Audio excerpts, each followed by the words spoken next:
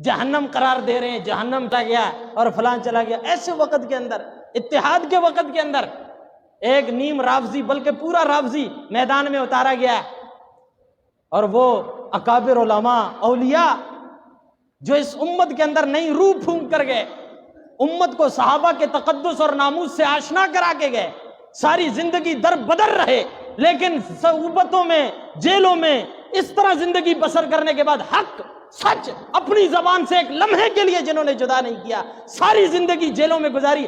آخر جس وقت شہید کیا گیا تو لاہور سیشن کورٹ میں عدالت کے احاطے کے اندر 35 پولیس والوں کے ساتھ ضیاء الرحمن فاروقی صاحب شہید ہوتا ہے. اس کو یہ کہتا ہے میں واصل جہنم قرار دیتا ہوں، تو واصل جہنم قرار دیتا ہے، تیری شکل دیکھ بے غیرت انسان. وہ لوگ جو قرآن و سنت کے بالادستی کے لیے اپنی جانوں کے نذرانے دے گئے، جنہوں نے اپنے بچوں کے سروں کے اوپر سے اپنے باپ کا سایہ ختم کرنا قبول کیا ہے، اللہ اور قرآن اور پیغمبر اور اس کے فرمان کے ساتھ سودے بازی کرنا قبول نہیں کیا، اپنی جانوں کے نذرانے دیے، لیکن نہ اللہ سے غداری کی ہے، نہ رسول اللہ سے غداری کی ہے، نہ صحابہ سے غداری کی ہے، اور امت کے اندر بیداری پیدا کر کے امت کو بتا کر گئے ہیں کہ جو اللہ کا ماننے والا ہے، رسول اللہ کا ماننے والا ہے، وہ صحابہ کا غلام ہوگا، اور جو صحابہ کا غلام نہیں ہوگا نہ وہ خدا کا ماننے والا ہو سکتا ہے، نہ رسول کا ماننے والا ہو سکتا ہے. وہ پرلے درجے کا کوئی خبیث کمینہ بے غیرت حرامی ہو سکتا ہے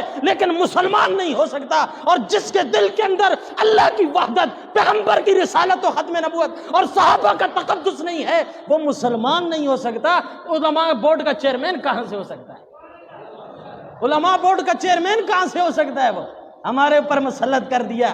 شکل دیکھو اس کی. اور خبیث نہ کچھ پڑھنا جانتا ہے نہ کچھ جانتا ہے. یہ آگے آج حکومت سے پوچھتے ہیں ہم، آج تم کہاں ہو؟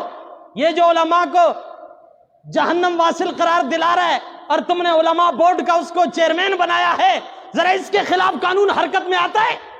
اس سے پوچھتے ہو تو ہوتا کون ہے؟ جو ہر مسلمان کے دل کے اندر جن کی محبت ہے، مسلمان ان کو اپنا امام اور رہبر مانتے ہیں، وہ ہمارے قائدین ہیں، ہمیں راستہ دے کر گئے. خدا کی قسم ہمیں تو راستہ نہیں مل رہا تھا یار. ایک ہی راستہ نظر آیا، ایک ہی راستہ سمجھ میں آیا. چلو اس پہ تکلیفیں ہیں، صعوبتیں ہیں، مر جائیں گے لیکن کسی کے کھاتے لگ جائیں گے. ایک ہی تو راستہ ہے، اور تو ہمیں اس ملک میں کوئی راستہ نظر ہی نہیں آ رہا. ہم اس کے پاس جائیں، اس کے پاس جائیں، وہ بھی کرپٹ، یہ بھی کرپٹ، وہ بھی کرپٹ. ایک راستہ تھا اور وہ راستہ صحابہ غلامی کا ہے. میرے ایمان کا پتہ نہیں ہے تو جنت میں جائے گا یا نہیں جائے گا، کوئی پتہ نہیں ہے. صحابہ تو وہ ہیں اللہ قرآن میں بتا کے گیا ہے یہ جنتی ہیں. وَكُلًّا وَعَدَ اللَّهُ الْحُسْنَى، یہ سارے کے سارے جنتی ہیں. اور جنتیوں کو اپنا امام ماننے والا ضیاء الرحمن ہے، جنتیوں کو اپنا امام ماننے والا حق نواز ہے، اور حق نواز کے روحانی فرزند ہم ہیں. ہم حق نواز کا علم اٹھا کے، ضیاء الرحمن کا علم اٹھا کے صحابہ غلامی میں اپنی جان تک فدا کر دیں گے، لیکن کسی کتے کی بکواس کو برداشت نہیں کریں گے. ہم برداشت نہیں کریں گے. ہمارے لیے قرآن، پیغمبر کا فرمان، ہمارے لیے صحابہ کی ناموس، عزت، اس سے بڑھ کر نہ ملک ہے، نہ وطن ہے، نہ کوئی حامد رضا ہے، نہ کوئی کونسل ہے، نہ کوئی چیئرمین ہے. اگر ہمارے لیے ہمارے سر کا تاج ہے، صحابہ کی غلامی ہمارے سروں کا تاج ہے. اس سے بڑھ کر ہمارے پاس اور کچھ نہیں ہے. ہمارے پاس آگے پیش کرنے کے لیے ہے کیا؟ خواجہ مجذوب سے کسی نے پوچھا، حضرت اللہ کے حضور پیش ہوگے اور اللہ تم سے پوچھے گا کیا لائے ہو، بتاؤ کیا کہو گے؟ خواجہ مجذوب نے کہا میرے پاس تو کوئی عمل نہیں ہے. داڑھی پہ ہاتھ رکھ کے کہا اللہ کے سامنے پیش ہو گیا تو کہہ دوں گا تیرے محبوب کی یا رب شباہت لے کے آیا ہوں، حقیقت اس کو تو کر دے، میں صورت لے کے آیا ہوں. میں بھی کہہ دوں گا یا اللہ میرے نامہ اعمال میں سوائے گناہوں کے اور کچھ نہیں ہے، لیکن میرے نامہ اعمال میں ایک تیرے صحابہ، پیغمبر کے صحابہ کی غلامی ہے، یہ پیش کرتا ہوں. انشاءاللہ امید نہیں 100% یقین ہے میرا رب میری مغفرت کر دے گا.